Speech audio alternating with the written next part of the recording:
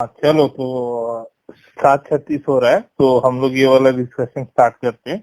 तो डिस्कशन का टॉपिक ये है कि बजट 22 जो आया है उससे हमारा डिस्कशन चलेगा। और इसके लिए हमारे साथ बाकी के जो हमारे दोस्त लोग हैं वो है मोहन भाई, गौरव भाई, नमस्ते, कुंडू, मैं नमस्ते नमस्ते और गौरव भाई आप। नमस्ते नमस्ते। ठीक है। और नमस्कार मैं हूँ सार्क मंडली। ठीक है, तो चलिए, तो मैं पॉइंट देता हूँ कि गौरव जी आप पहले 2 पॉइंट बताइए बजट का जो हमारे फाइनेंस मिनिस्टर ने बोला था। अरे सर भाई थैंक यू बोलने दें आप। मेरे को गौरव जी मत बोलिए, गौरव बोले इतना काफी है, ये फॉर्मल बात लग रहा भी है, सही है, गौरव बहुत बोलता बहुत हूँ। फॉर्मल लग रहा है। हाँ तो समझ रहा हूँ, कोई ना मैनेज मैनेज। हाँ साहब भाई, कुंडू भाई और मोहन सर, देखिए सबसे बड़ा चीज तो मेरे लिए बजट में यही है कि इस पे जो क्रिप्टो करेंसी को लीगलाइज किया गया है इनडायरेक्ट तौर पे, वही मेरे लिए सबसे बड़ा हाईलाइट है। और क्योंकि ये सेकंड ईयर या थर्ड ईयर का बजट होता है, तो इसमें जनरली एक ट्रेंड देखा जाता है इंडियन, जब भी कोई गवर्नमेंट बजट देती है तो फर्स्ट ईयर और फोर्थ ईयर में ही ज्यादातर ये टैक्स रिडक्शन ये वगैरह होता है, जो लोक लुभावन वादे है वो फर्स्ट ईयर और थर्ड ईयर में, फोर्थ ईयर में होता है, मतलब पहला साल या आखिरी साल में होता है ऑलमोस्ट। ये जो बीच के 2 साल होते हैं इसमें स्टैटिस्टिक वगैरह इम्प्लीमेंटेशन कैसे करना है इस पे ही बातचीत होता है, और इस बार भी वैसा ही हुआ है। और ये सिर्फ इस सरकार के लिए नहीं है, इससे पहले भी जितने भी सरकार रही अलग अलग दल की, अलग अलग राजनीतिक पार्टियों की, उनमें भी ये चीज कॉमन देखा गया कि पहला साल और आखिरी साल में ही लोक लुभावन वादे किया जाता है, टैक्स पर घटाया जाता है, लेकिन बीच के दो साल होते हैं उस पर इम्प्लीमेंटेशन, स्टैटिस्टिक या क्या करेंगे या क्या किया है उसके ऊपर ज्यादा जोर दिया जाता है। लेकिन इसके बावजूद एक इम्पोर्टेंट जो सेक्टर है वो है कि क्रिप्टो, और उसके लिए अलग से आईटी रिटर्न भी भरना पड़ेगा आपको क्रिप्टो इनकम का। ये जब गवर्नमेंट अनाउंस करती है, और ये जो आईटी रिटर्न वाला था गवर्नमेंट ने शायद अनाउंस भी नहीं किया, शायद उसको रेवेन्यू सेक्रेटरी ने बाद में आके मीडिया में बताया था कि हाँ उसको ये क्रिप्टो इनकम को फिर आईटी रिटर्न भरना पड़ेगा, या शायद ऑनरेबल मिनिस्टर ने बताया भी हो। लेकिन इसके चलते क्या हुआ है कि ये पूरा सिस्टम जो है अब क्रिप्टो करेंसी का, ये अब लीगलाइज हो चुका है। अब मैं चाहता हूँ आप लोग भी बात करें, मैं हाँ ये सब एक एक करके आप बोले, क्योंकि बात करेंगे तभी डिस्कशन लगेगा, फिर एक एक। यस सर, जरूरी बात ये है कि मैं तो देखिए इसमें ना एक पॉइंट रेज करना चाहूंगा। मुझे क्या, बहुत लोग जो मुझसे मिलते हैं वो ये कहते हैं कि जो ये स्लेब बनाया हुआ था, जैसे कि जो आप बिलो 5 लाख रुपए कमाते हैं पर ईयर, तो आप पे कोई टैक्स नहीं लगेगा, लेकिन जैसे ही आप 5 लाख से ज्यादा आपको टैक्स लगेगा। लेकिन हम जिस तरीके से ग्रोथ रेट देख रहे हैं इंडिया के और यहाँ के लोगों की, तो मतलब ये बहुत बेसिक चीज है कि एक मतलब मिडिल क्लास बच्चा बोल रहा हूँ, मिडिल क्लास जो व्यक्ति होता है कोई भी, आजकल मिडिल क्लास की भी रेंज थोड़ी सी अलग अलग हो गई है। एक नॉर्मल बंदा भी आराम से 6 लाख प्लस कमा लेता है अगर जो कहा जाए, तो मैं एकदम लोअर लेवल की बात नहीं कह रहा। तो हम देखते हैं कि मेरा ये मानना है कि ये स्लैब को लगभग 5 से 12 लाख के बीच में कर देना चाहिए। 10-12 लाख आप कहना चाहते हैं कि जो मिडिल क्लास है या फिर लोअर मिडिल क्लास है उसका दायरा भी बढ़ चुका है, और ये जो 5 लाख है इससे कुछ होता नहीं है, अभी ये लोअर क्लास में आने लगा। लोअर मिडिल क्लास और मिडिल क्लास का दायरा इतना ज्यादा बढ़ चुका है कि उसको थोड़ा सा और स्लैब को बढ़ाना चाहिए। मुझे को ऐसे मेरे कहने का मतलब यही है कि महंगाई देखिए सर इतनी ज्यादा हो गई है कि देखिए महंगाई हो गई है, तो रुपीज की वैल्यू, मैं ये नहीं कह रहा कि डिले हुई है, लेकिन फिर भी अगर जो महंगाई के हिसाब से देखा जाए तो एक आदमी 5 लाख कमाने वाला भी पुअर ही है, बताऊं तो ठीक है। तो मेरा मानना है कि 10 लाख तक इस स्लैब में छूट देनी चाहिए थी, और खैर सरकार ने नहीं दिया, तो ये मेरे को पॉइंट सच नहीं लगा। हाँ देखिए, अब ये डिपेंड करेगी आप 5 लाख कमा कहाँ रहे हैं। जैसे सर भाई मान लीजिए कि आप जैसे स्टार्टिंग में आप कोलकाता में थे, और सैंतन भाई जहां तक मेरे को याद है आपका स्टार्टिंग पोस्टिंग शायद हैदराबाद था ना, सैंतन में? हैदराबाद, हाँ। तो अब 5 लाख जैसे सैफ भाई है, तो 5 लाख यानी महीने का कितना हो जाता भाई? मेरा थोड़ा कैलकुलेशन बिगड़ा हुआ है। अगर 3.5 लाख आप बोलिएगा किसी है तो उसमें आपको 24,000 मिलेगा। मान लीजिए किसी को 5 लाख ही मिल रहा है और इन हाँ। हैंड ही 5 लाख मिल रहा है तो कितना आता है तो लगभग? अगर 5 लाख मिल रहा है तो उसका मेरे हिसाब से 50 रहेगा, 50 नहीं तो 45 से 50 के बीच में रहेगा। 45 से 50 मान लेते, जी। 45 से 45 ही मान लेते, राउंड फिगर करता है। मेरे को भी थोड़ा कैलकुलेशन बिगड़ा हुआ है मेरा आज। तो मान लीजिए अगर 45 है मोहन सर, तो ये डिपेंड करेगा कि कौन से शहर में है। अगर मान लीजिए जैसे वो बंदा कलकत्ता में, जैसे सैफ भाई कलकत्ता में 45 कमा रहे हैं, तो मैं फिर उनको कहूंगा कि वो बहुत अच्छा कमा रहे हैं, उनको टैक्स देना चाहिए। लेकिन वहीं पे जैसे कुंडू भाई इसमें थे, हैदराबाद में थे, तो वहां पे शायद वो 45 थोड़ा कम पड़ जाए, क्योंकि साउथ थोड़ा सा महंगा है कॉम्परेटिवली कलकत्ता से। तो वहां पे जो ट्रैवल, बेसिकली वो कॉस्ट ऑफ लिविंग का फैक्टर आ जाता है, कॉस्ट ऑफ लिविंग का फैक्टर आ जाता है। तो मेरे ख्याल से जो आप जो कह रहे हैं, ये सही कह रहे हैं कि टैक्स का स्लैब बढ़ाना चाहिए, लेकिन मेरे हिसाब से ये भी करना चाहिए कि आदमी कहाँ रहे तो उस हिसाब से टैक्स स्लैब बनाना चाहिए। नहीं सर, लेकिन वैसे हम देखे सर, वो ज्यादा कॉम्प्लिकेटेड नहीं हो जाएगा? नहीं, बिल्कुल आप नहीं इस होगा, चीज को कर कैसे पाएंगे? बिल्कुल नहीं होगा। आधार के साथ सब कुछ लिंक है आजकल, आपको सब कुछ पता है आदमी कहाँ कमा रहा है। और बेसिकली जो टैक्स देता है वो सैलरी वाला पीपल होता है जो टैक्स देता है। सपोज कीजिए जो टैक्स देता है वो सैलरी वाला पीपल है, और सैलरी वाला पीपल का तो वो कंपनी के थ्रू ही सब कुछ पहले से ही तय रहता है कि सब वहीं पे सब कुछ तय रहता है। वहां पे जो उनका रेवेन्यू डिपार्टमेंट है कंपनी का, तो उनका वहीं पे सेटअप है ऑलरेडी। उनके एचआर वेचआर में कुछ सेटअप ऐसा है ना आप लोग का, कि वही लोग। हाँ, हमारा एक एचआरए का एग्जेम्पशन रहता है। हाँ। तो उसमें आपका देखा जाता है कि कितना टैक्स को एग्जेम्प्ट किया जाए, तो वो मेट्रो और नॉन मेट्रो वाइज प्रेफर करता है। तो वही मैं कह रहा हूँ कि मान लीजिए एक टैक्स स्लैब रखने से बेहतर होगा, जैसे आप कह रहे हैं कि टैक्स को बढ़ा देना चाहिए, तो ताकि, लेकिन साथ साथ ये भी करना चाहिए कि उस टैक्स स्लैब को जो बढ़ाया जाना चाहिए वो नॉन मेट्रो और मेट्रो सिटीज के लिए अलग अलग टैक्स स्लैब देना चाहिए। बहुत अच्छा कॉन्सेप्ट है, मेट्रो सिटी और नॉन मेट्रो सिटीज के लिए अलग अलग टैक्स स्लैब। जहाँ ज्यादा खर्चा होना नहीं सर, देखिए ये तो क्या सॉल्यूशन मैं समझ सकता हूँ आपका। टैक्स क्या देगा फिर वो आदमी वहाँ पे?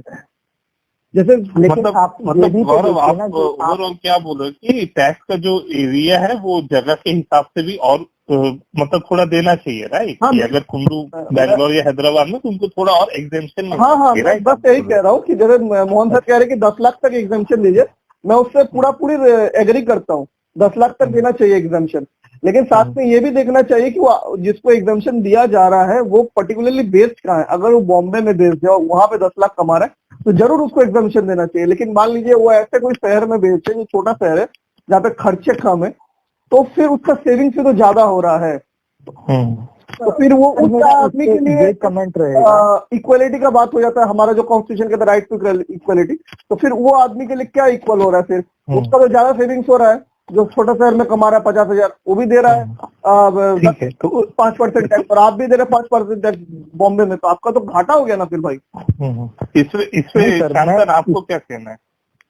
आप मोहन सर कुछ कहना चाहते हैं? पहले ले लेते हैं। हाँ ठीक है, हाँ, मैं ये कहना चाहता हूँ सर, अगर जो जहाँ तक मेरी जानकारी है कि आप जितने भी बैकवर्ड एरिया में जाएंगे ना सर, आपको कोई सी ऐसी जॉब नहीं मिलेगी जो इतना पे करती हो। ये ज्यादातर सिटीज में ही है। या मैं समझ सकता हूँ आपका आप जो कह रहे हैं उसको मैं उस हिसाब से नहीं बोला उस चीज का। मैं पॉइंट ऑफ व्यू थोड़ा बताने के लिए मैं बता नहीं पाया, लेकिन मेरा कहने का मतलब था सिटीज में भी सिटीज ऐसे हैं जो बहुत ज्यादा कॉस्टली है और कुछ सिटीज ऐसे हैं नॉन कॉस्टली है, जैसे कलकत्ता हो गया, लखनऊ हो गया, टायर 2 मेट्रो सिटीज। कलकत्ता तो टायर 1 मेट्रो सिटीज है खैर, लेकिन फिर भी वो बहुत चीपर है कंपैरेटिवली बाकी मेट्रो सिटीज के ऊपर। लेकिन कुछ मेट्रो सिटीज एक्सट्रीम कॉस्टली है, बैंगलोर, बॉम्बे, पुणे, ये सब एक्सट्रीम कॉस्टली मेट्रो सिटीज में आता है, जहाँ पे खर्चा बहुत ज्यादा। Pondicherry one of the most costly cities में आता है। गोवा, अब मान लीजिए गोवा में कोई रहता है, फॉर एग्जाम्पल पनाजी में ही रहता है, वहां पे जॉब करता है कोई, तो पणजी या पनाजी, मैं तो गोवा गया भी नहीं हूँ कभी आज तक, तो पणजी या पनाजी में रहता, वो अगर मान लीजिए 30,000 रुपए कमाता है, वो 5% टैक्स दे रहा है। मेरे को टैक्स स्लैब भी अभी तक याद नहीं क्या है, लेकिन मान लेते कितना 5 लाख है ना टैक्स स्लैब अभी? 5 लाख मतलब न्यू टैक्स रिजीम के हिसाब से 5 लाख पे आपका कोई टैक्स नहीं लगेगा। हाँ, तो मान लीजिए टैक्स के हिसाब से आपका 2.5 लाख तक टैक्स फ्री है, उसके बाद से आपका 5% 50,000 ही कमाता है। मान लीजिए पनाजी में कोई रहता है वो 50,000 कमाता है। मैं एक एग्जांपल दूंगा तो आपको समझ में आ जाएगा मैं कहना क्या चाह रहा हूँ। मान लीजिए सैंतन भाई पनाजी में रहते हैं और वो 50,000 कमाते हैं गोवा में, और सैफ भाई रहते हैं कलकत्ता में। सैफ भाई आपको विलेन बना रहा हूँ, लेकिन सॉरी आप कलकत्ता में ही रहिए, आप वहां पे कंफर्टेबल है कलकत्ता में। तो मान लीजिए सैफ भाई रहते कलकत्ता में, लेकिन साइंथन भाई रहते पनाजी में। अब साइंथन भाई को पनाजी में मान लीजिए जो 50,000 कमा रहे महीने का, लेकिन उनको घर का खर्चा ही पड़ जा रहा है 20,000 रुपए प्लस अप डाउन। मान लीजिए फॉर एग्जाम्पल, मान लीजिए पनाजी नहीं मान के बैंगलोर ही मानते हैं, सबसे अच्छा एग्जाम्पल होगा। 20,000 रुपए घर का भाड़ा दे रहे हैं साइंथन भाई, और 5-6 हजार का अप डाउन उनको पड़ जा रहा है ट्रैफिक में, तो कितना हो गया? 25,000 उनका चला गया। कंपेयर कीजिए अब उनके पास कितना हो जाए, 25,000 रुपए बचे। अब उसको 25,000 में उनको टैक्स देना है शायद, लेकिन उसी चीज को कंपेयर कीजिए अब सैफ भाई के साथ। सैफ भाई कलकत्ता में रह रहे हैं, कलकत्ता में जो 20,000 का बैंगलोर में घर मिलता है उस कलकत्ता में मुश्किल से 10,000 मिलेगा, अच्छा से अच्छा 10,000, उससे ज्यादा नहीं होगा। वो 10,000 पड़, और उनको ट्रैवल का कॉस्ट है ही नहीं कलकत्ता में, मुश्किल से 3-4 हजार का ट्रैवल का कॉस्ट है। बसेस वहां पे बहुत ज्यादा है कलकत्ता में, बैंगलोर में भी है, लेकिन बसेस का जो कॉस्ट है कलकत्ता में बहुत कम है कलकत्ता में उसका कॉस्ट। तो वहां पे सैफ भाई को फायदा हो गया, तो सैफ भाई का ज्यादा सेविंग्स हो रहा है। तो टेक्निकली तो सैफ भाई को ज्यादा टैक्स देना चाहिए, जिसका ज्यादा सेविंग्स हो रहा है उसको टेक्निकली ज्यादा टैक्स देना चाहिए, ये मेरा मानना है। मैं थोड़ा सा ओल्ड स्कूल सोशलिज्म की तरफ हूँ, लेकिन मेरा ये मानना है पर्टिकुलरली कि देना चाहिए, जिसका ज्यादा सेविंग्स हो रहा है उसको देना चाहिए। मैं पूरा सहमत हूँ कि टैक्स के स्लैब को 10 लाख करना चाहिए, लेकिन साथ में ये भी देखना चाहिए वो आदमी कहाँ कमा रहा है, वो कैसे उसका सोर्स है और उसका बच कितना रहा है, उस हिसाब से उसको टैक्स देना चाहिए। बेसिकली यही फंडा है। और अभी भी कुछ हद तक ऐसे होता है, ऐसा नहीं कि ऐसा नहीं होता, गवर्नमेंट ऐसा नहीं करती है। जैसे मान लीजिए आपने हेल्थ इंश्योरेंस में इन्वेस्ट किया तो शायद आपको टैक्स कम देना पड़ता है, इंश्योरेंस में इन्वेस्ट किया तो आपको टैक्स कम देना पड़ता है, एफडी वगैरह आपने खुलवाया तो आपको टैक्स कम देना पड़ता है। तो ये है, ऐसा भी अभी मेजर्स है कि अगर आपका खर्चा ज्यादा है तो आपको कम टैक्स देना पड़ेगा। लेकिन डायरेक्ट जो टैक्स स्लैब से इस चीज को अगर जोड़ा जाए तो मेरा मानना है, पर्सनल सोच है कि जगह के हिसाब से टैक्स देना चाहिए। अच्छा, सैमसन भाई का क्या विचार है इस पे? मेरा विचार अगर पूछेगा आप, मतलब इस बजट में मैं जो बोलना चाह रहा हूँ कि पहले देखा जाए तो हमारे जो फाइनेंस है, अगर हम स्पेसिफिकली इनकम टैक्स स्लैब्स का बात कर रहे हैं तो इसमें काफी सेफ प्ले किया गया है। मतलब वो ज्यादा इस पे फोकस, मतलब टच करना प्रेफर ही नहीं किया मुझे लगा, तो इसलिए उसको अनचेंज ही रखा है पूरा। जनरली भी हाँ, आपने सही बिल्कुल सही कहा आपने। हाँ, अभी मैं ये तो इसमें ज्यादा अगर मेरा पर्सनल पॉइंट ऑफ व्यू पूछेगा तो मेरा मतलब एक्सपेक्टेशन या एक प्रपोजल ये रहेगा कि मतलब मेरा एरिया ऑफ फोकस है कि जो हमारा एटीसी का डिडक्शन रहता है वो सालों से, मतलब कई सालों से हो रहा है कि मतलब वही एक फिक्स्ड अमाउंट है जो मैक्सिमम 1.5 लाख ही एग्जाम्पशन ले सकते हैं। तो अभी ईयर बाई ईयर तो हमारा इन्फ्लेशन बढ़ते जा रहा है ना। हाँ, ये तो क्या होता है सर, थोड़ा इसे डिस्कस कर दीजिए ना साधन भाई, क्या है ये? किसमें? ये आपने जो वर्ड यूज किया मैंने भी पहली बार सुना है लिटरली, क्योंकि हम लोग हाँ, तो हमारा इनकम टैक्स रिटर्न जो हम लोग इनकम टैक्स भरते हैं हम, उसमें एक एग्जेम्पशन करके सेक्शन रहता है। जैसे आप बोल रहे थे ना कि आप हेल्थ इंश्योरेंस या हेल्थ मेडिक्लेम आपका कुछ है, उसके अगेंस्ट कुछ रिबेट मिलता है। बेसिकली आप रिबेट मान लो कि आपका अगर टैक्सेबल इनकम एक्स है तो आप इसी सेक्टर में अगर पैसा डाल रहे हो, इन्वेस्टमेंट कर रहे हो, तो आप उसके अगेंस्ट थोड़ा टैक्स बेनिफिट ले सकते हैं। टैक्स बेनिफिट एग्जेम्पशन मिलता है, बिल्कुल राइट। तो एक सेक्शन होता है जिसको बोलते हैं हम 80C, 80C, ठीक है। अच्छा, वो एक टैक्स एग्जेम्पशन सेक्टर रहता है। अच्छा, 80C का बात कर रहे हैं आप? 80C, मेरे को 80C सुनाई दे रहा था, मेरे को वही लगा एयर ट्रैफिक कंट्रोल का क्या है उसमें। अरे नहीं, 80C का बात कर रहे थे। तो अभी जैसे आप LIC मान लीजिए, PPF मान लीजिए, जहाँ ये सब में डालते हैं, तो वो अमाउंट आप टैक्स एग्जेम्पशन में बेनिफिट ले सकते हैं। बिल्कुल। करंट इनकम टैक्स एक्ट के हिसाब से जो मैक्सिमम बेनिफिट आप रियलाइज कर सकते हैं वो है 1.5 लाख का कैप लगा हुआ है, ठीक है।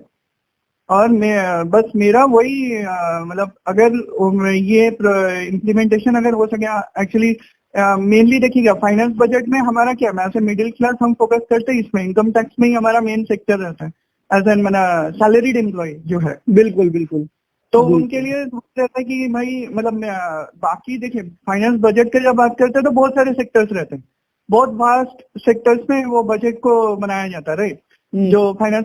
लेकिन हमारे अगर पर्सनल पॉइंट ऑफ व्यू से पूछिएगा तो हम जैसे मेन पॉइंट ऑफ डिस्कशन रहता है भाई इनकम टैक्स में क्या हुआ, income tax, basically income tax main ये रहता है। तो हाँ, तो अगर इनकम टैक्स का हम बात करते हैं, क्या कैप होनी चाहिए जी? अभी 1.5 लाख की कैप जो है वो कितनी होनी चाहिए आपके हिसाब से? हाँ, मेरे हिसाब से वो मतलब एटलीस्ट बढ़ा के इसको कंसीडरिंग जो इन्फ्लेशन रेट जिस रेट से बढ़ रहा है हमारा, तो वो एटलीस्ट 3 लाख का बेनिफिट हमें मिल पाए तो वो मतलब मेजोरिटी के लिए बेनिफिशियल होगा। बिल्कुल। इनफैक्ट किस ये तरीके से? प्रपोजल दिया भी गया था, और ये इस, बेनिफिट भी होगा, देश के लिए भी अच्छा होगा ये। देश के लिए भी अच्छा अब किस होगा। तरीके से सर? देश आप के लिए मतलब कैसे सोचते हैं कि बेनिफिट होगा? बेनिफिट इस तरह से होगा क्योंकि देखिए अगर कैप बढ़ाया गया तो लोग ज्यादा इन्वेस्ट करेंगे, बैंक या फिर उस टाइप के जो फिनांस सेक्टर है। जैसे ये फैंदन भाई बेसिकली कह रहे हैं कि वो इन्वेस्ट कर रहे फिनांस सेक्टर में बाया हेल्थ इंश्योरेंस, एफडी जैसे भी, उसको वो एग्जेम्पशन ले रहे टैक्स में। अब अगर 1.5 लाख तक है तो आदमी 1.5 लाख ही चाहेगा ना, उससे ज्यादा नॉर्मली लोग करते नहीं है, ऐसे मानसिकता भी हो जाती है कभी कभार। तो अगर उसको 3 लाख कर देता तो आदमी 3 लाख डेफिनेटली करेगा फिर उसमें इन्वेस्ट। वही के साथ कह रहे हैं ना फैंदन भाई आप? राइट हाँ। एकदम। तो इसमें हर एक सेक्टर में ही है कि देखिए बैंकिंग सेक्टर में भी कैश फ्लो होते रहेगा उसमें जो गवर्नमेंट फंड्स वगैरह है, और बाकी जो मिडिल क्लास ह्यूमन मतलब हमारे क्या है, हमारा जो भी सैलरी इनफ्लो आया तो उसमें सबसे जो पेनफुल पॉइंट रहता है वो हमारा टैक्स डिडक्शन वाला सेक्शन, कि भाई पैसा आने से पैसा जो ग्रॉस आना और नेट रियलाइजेशन होना उसमें बहुत डिफरेंस आ जाता है जैसे जैसे आपका सैलरी बढ़ते रहेगा। ठीक है, तो इसमें आपका वही पॉइंट रहता है कि आप कितना बेनिफिट या कितना टैक्स बचा पाते हो, क्योंकि हमारा पॉइंट ऑफ व्यू है ना कि पॉइंट को लेकर के ना मेरी क्लियरिटी बड़ी मतलब मुझे बिल्कुल भी ये पता नहीं था। ये चीज तो बहुत अच्छी जानने को मिली मेरे को। और ये सर रियली अगर जो इसको किया जाएगा तो इससे तो सर अगर जो फ्लो करेंसी का तो सर ये तो डेवलपमेंट भी होगा। मतलब करेंसी जब फ्लो होगी तो चीजें तो मतलब डेवलपमेंट भी हो सकता है। तो गवर्नमेंट की इस चीज पे क्यों नहीं फोकस करती? सर ये गवर्नमेंट ऐसा नहीं कर। देखिए इसके लिए अगर आप देखो अभी हम लोग का 2 पॉइंट पे डिस्कशन हुआ, एक क्रिप्टो हुआ, एक टैक्स हुआ। तो अभी मैं पहले टैक्स का फिर से बताता हूँ, उसके बाद में फिर से क्रिप्टो पे आऊंगा। ठीक है। तो टैक्स का जो एक चीज है कि जनरल में एक चीज जो बोला उसको मैं करेक्शन करूंगा कि एटीसी जो आपका होता है वो एग्जेम्पशन नहीं होता है, वो डिडक्शन होता है। जब आप टैक्स के केस में आएंगे तो वहां पे 4 से 5 पार्ट्स होते हैं जितना मुझे पता है। ठीक है, एक होता है आपका एग्जेम्पशन, एक होता है डिडक्शन, एक होता है एप्रिसिएशन और एक होता है डिप्रिसिएशन करके कोई वर्ड है, मुझे वर्ड से इसे याद नहीं आ रहा है। ठीक है, अपना भी ऐसे ही हालत है भाई, कोई बात। जी हाँ।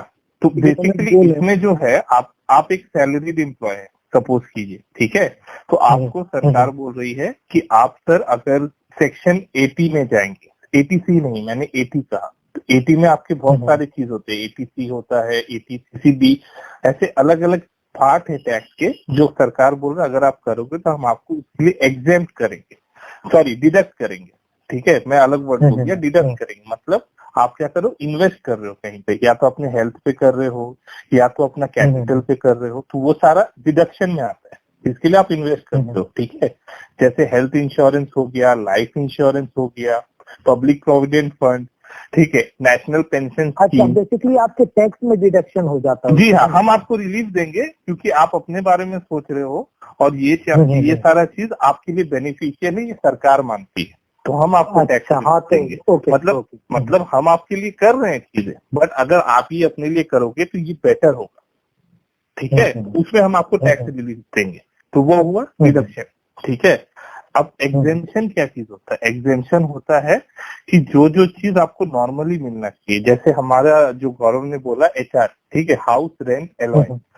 अगर आप एक एम्प्लॉय है, ठीक है, आप कहीं काम करते हो तो उसमें 2 सूरत होती है। एक होती है कि आपकी कंपनी आपको HRA देती है, आपका जो बेस सैलरी है उसमें एक कंपोनेंट होता है HRA।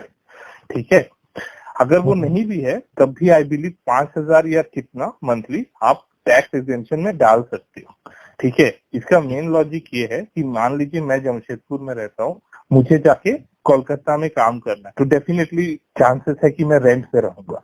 तो कंपनी क्या करती है कि आपको एक फिक्स कंपोनेंट HRA आपको जो देती है, ठीक है, जो असल में आपका बेसिक सैलरी का 50% होता है नॉर्मली।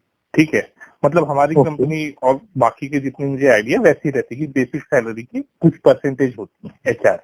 ठीक है, तो ये आपको सैलरी में मिलेगी, it is your part of gross salary.